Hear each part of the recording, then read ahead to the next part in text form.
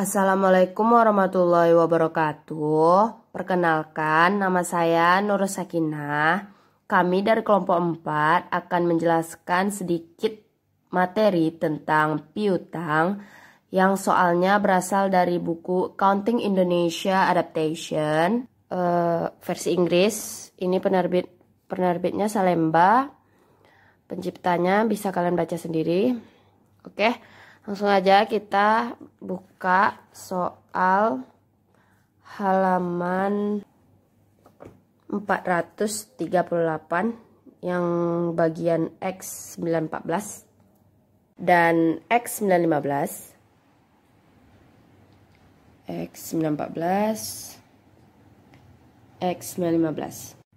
Oke, di sini saya akan menjelaskan soal bagian A, yaitu journalist the transaction for 2016 under the direct write off method.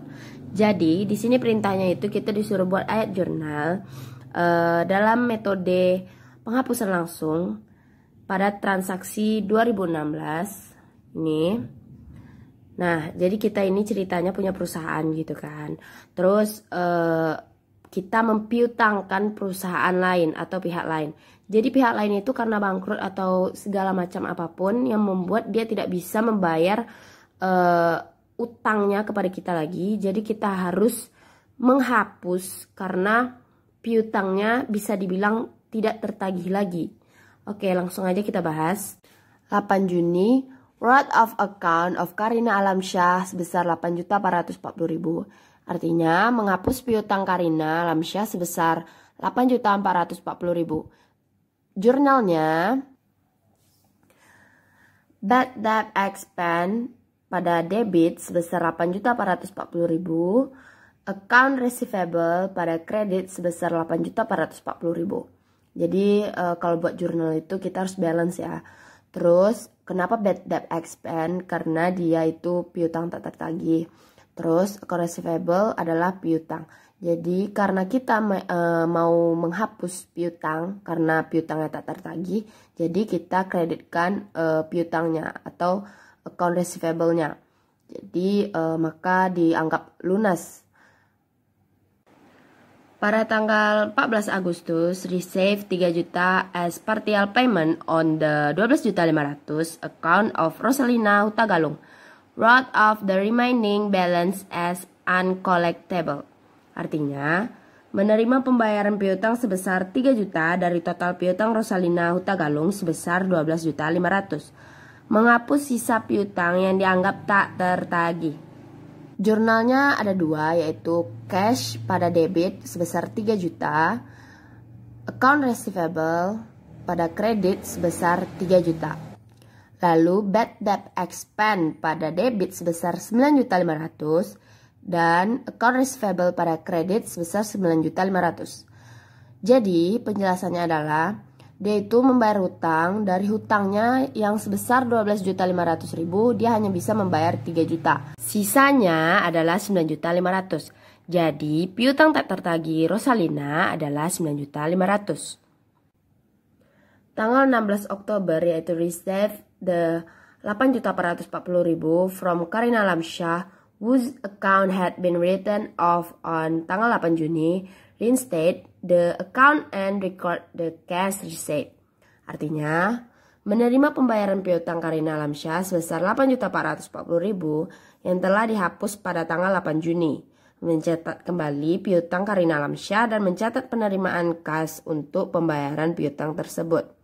Oke, jurnalnya adalah account receivable pada debit 8.440.000, bad debt expense pada kredit sebesar 8.440.000. Jurnal yang kedua adalah cash pada debit sebesar 8.440.000, account receivable pada kredit sebesar 8.440.000. Jadi pada tanggal 8 Juni kita sudah menghapus piutang Karina karena tanggal 16 dia sudah bisa membayar atau sanggup membayar. Jadi kita harus memunculkan akun account receivable-nya lagi dan mengkreditkan bad debt expense-nya atau utang tak tertagihnya tadi karena dia sudah bisa membayar, dan kita mencatat penerimaannya yaitu cash sebesar 8.440.000 dan mencatat piutangnya di kredit 8.440.000. Jadi piutangnya tadi sudah lunas ya. Pada tanggal 31 Desember yaitu wrote off the following accounts as uncollectible or record as one journal entry. Artinya menghapus piutang berikut yang dianggap tak tertagih atau catat dalam satu ayat jurnal. Jadi di sini ini daftar-daftar perusahaan yang sudah tidak dapat tertagih lagi piutangnya atau tidak bisa membayar piutangnya. Jadi kita menjurnalnya, kita jumlahkan semua piutang yang tak tertagih ini dalam satu ayat jurnal. Bad debt expense pada debit sebesar 24.955.000. Account receivable pada kredit sebesar 24.955.000. Jadi seperti yang saya bilang tadi, kita jumlahkan perusahaan-perusahaan yang sudah tidak bisa membayar piutangnya dan kita jadikan satu ayat jurnal. Seperti ini. Baiklah, sekian dari penjelasan saya. Selanjutnya bagian B akan dijelaskan oleh teman saya. Halo semuanya, saya Mutiara Syifa. Kali ini saya akan melanjutkan penjelasan sebelumnya, yaitu penjelasan tentang soal EX 914 dari buku Accounting Warren yang bagian B-nya.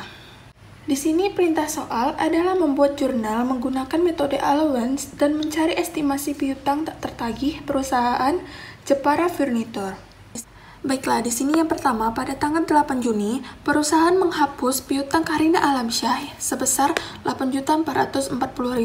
Jurnalnya yaitu Allowance for Doubtful Accounts pada Account Receivable. Kita menggunakan Allowance for Doubtful Accounts karena di sini kita menggunakan allowance method ya. Berarti di Allowance for Doubtful Accounts-nya berjumlah 8.440.000. Dan akun receivable-nya juga 8.440.000. Pada tanggal 14 Agustus, perusahaan menerima pembayaran piutang sebesar 3 juta dari total piutang 12.500.000 yang dimiliki oleh Rosalina Hutagalung. Selanjutnya, perusahaan menghapus sisa piutang yang dianggap tak tertagih lagi. Pada tanggal ini, kita bisa melihat ada dua jurnal yang akan dicatat, yaitu cash pada akun receivable dan allowance for doubtful accounts pada akun receivable. Perusahaan menerima pembayaran piutang sebesar 3 juta, berarti cash itu sebesar 3 juta, dan akun receivable sebesar 3 juta. Sisanya 12.500 dikurang 3 juta, berarti 9.500, itu ditulis pada allowance for doubtful accounts dan akun receivable. 9.500 dan 9.500. Selanjutnya, pada tanggal 16 Oktober, perusahaan menerima pembayaran piutang dari Karina Alamsyah sebesar 8.440.000 yang telah dihapus pada tanggal 8 Juni tadi. Lalu perusahaan mencatat kembali piutang yang dimiliki oleh Karina Alamsyah dan mencatat penerimaan kas untuk pembayaran piutang tersebut. Bisa dilihat, pada tanggal 16 Oktober juga memiliki dua jurnal yang harus dicatat. Yang pertama yaitu akun receivable pada allowance for doubtful accounts dan cash pada akun receivable. Akun receivable berjumlah 8.440.000 dan allowance for doubtful accounts-nya juga 8.440.000. Begitu juga untuk cash dan akun receivable.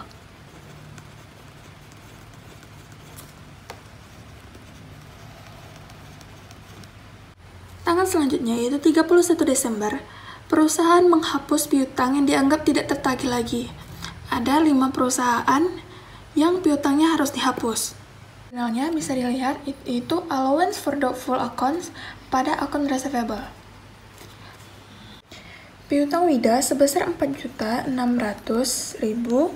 piutang Gina sebesar 3.600.000, piutang Ali sebesar 7.150.000, piutang Sandi sebesar 2.975.000, dan piutang Nisa sebesar 6.630.000. Total semua piutangnya adalah 24.955.000. Lalu di sini juga dikatakan Bila perlu, kita harus mencatat jurnal penyesuaian pada perusahaan untuk akun yang tak tertagih lagi. Untuk mencatat jurnal penyesuaiannya, kita memerlukan adanya estimasi piutang yang tak tertagih. Bisa kita lihat di soal, untuk 0-30 hari, piutangnya 320 juta dan estimasinya sebesar 1%. Piutang ini akan dikalikan dengan estimasinya. Yang pertama, 320 juta dikali 1%, yaitu 3.200.000 rupiah. 110 juta dikali 3%, yaitu sebesar 3.300.000 rupiah. Untuk 24 juta dikali 10% sebesar 2.400.000 rupiah. Untuk 18 juta dikali 33% sebesar 5.940.000 rupiah. Sedangkan untuk 43 juta dikalikan 75% itu sebesar 32.250.000 rupiah.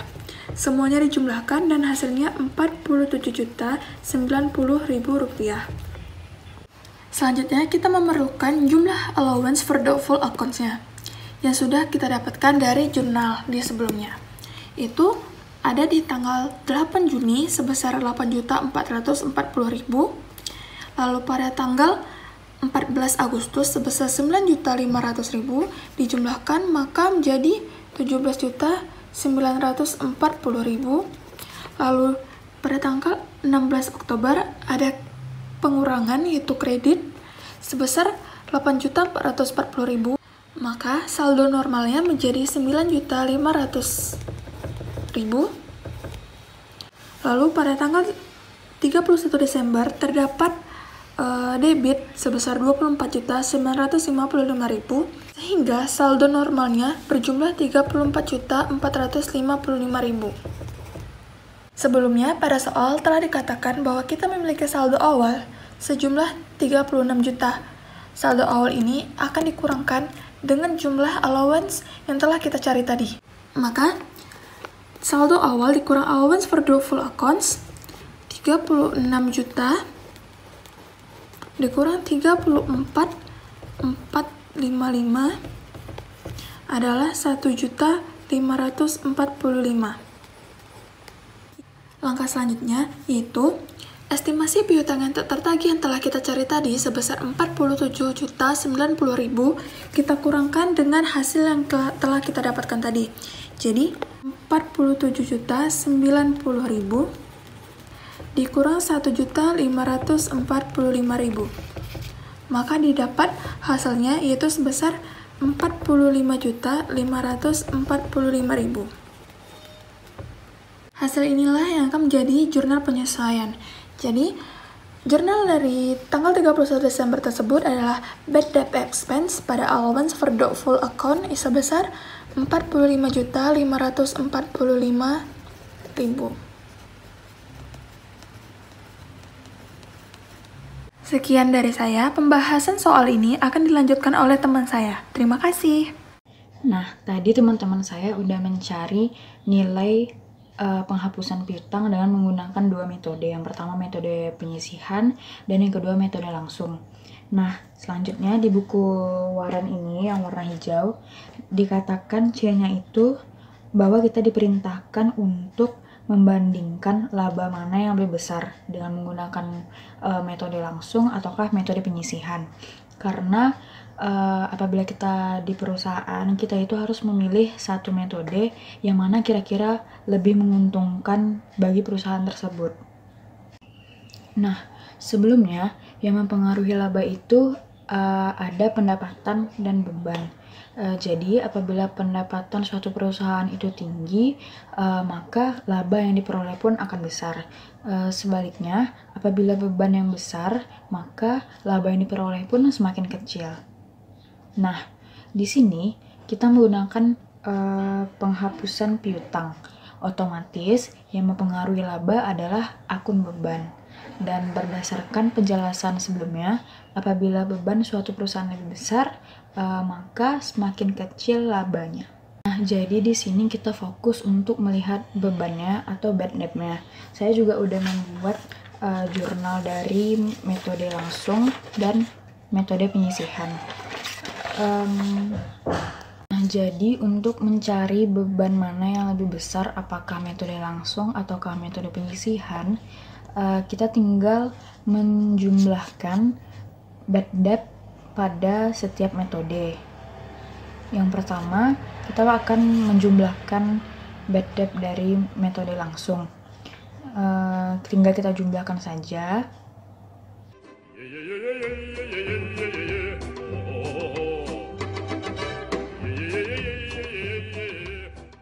Nah, setelah kita mendapat hasilnya yaitu 34.495.000, kita bandingkan atau kita lihat ke metode penyisihan.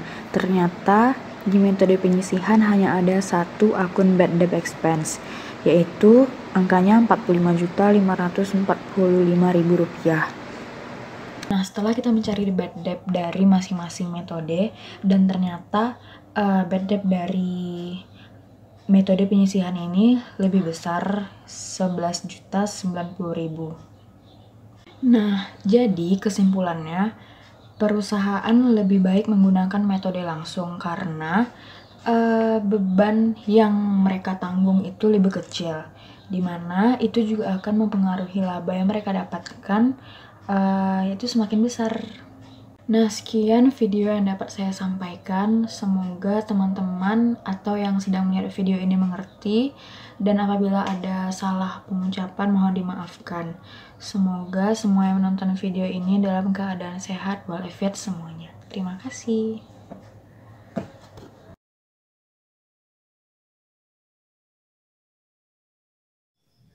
Assalamualaikum warahmatullahi wabarakatuh. Jadi perkenalkan di sini nama saya Siti Jauhariyah. Jadi saya akan melanjutkan penjelasan dari teman-teman saya tadi, yaitu dari buku Warren soal X 915 Effect of Doubtful Account on Net Income. Nah, soalnya yaitu during its first year of operation, Max Plumbing Supply CO had net sales 3.250.000, worth of 27.800.000 of account as uncollectible using the direct write-off method, and report net income of 487.500.000. Determine what the net income would have been if the allowance method have been used, and the company estimate that 1% of net sales would be uncollectible. Yaitu di sini maksudnya kita mempunyai penjualan sebesar 3.250.000, menghapus piutang sebesar 27.800.000 yang dianggap tidak tertagih dengan menggunakan metode penghapusan langsung, dan melaporkan laba neto sebesar 487.500.000. Jadi kita perintahnya disuruh menghitung berapa laba neto yang akan dilaporkan jika metode penyisihan yang digunakan, dan jika perusahaan mengestimasi 1% dari penjualan tidak tertagih. Jadi langsung saja, yaitu di sini perintahnya kita harus menghitung laba yang akan dilaporkan jika menggunakan metode penyisihan dan mengestimasi 1% dari penjualan tidak tertagih. Nah, rumus laba itu sendiri yaitu penjualan dikurangkan dengan beban, dan beban penyisihannya di sini diketahui sebesar 1%. Oke, masuk ke angkanya 487.500.000 ditambahkan pada 27.800.000. Ini didapat dari angka yang diketahui di soal tadi, dan dikurangkan dengan 3.250.000 yang dikalikan dengan 1% dari beban penyisihan. Jadi di sini diketahui nilai dari ini adalah 515.300.000.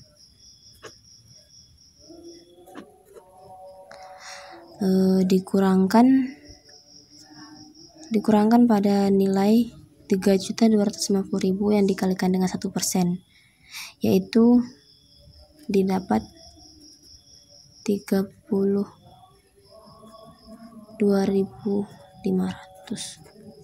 Jadi nilainya yang didapat yaitu 515.267.500. Sekian penjelasan dari saya. Assalamualaikum warahmatullahi wabarakatuh.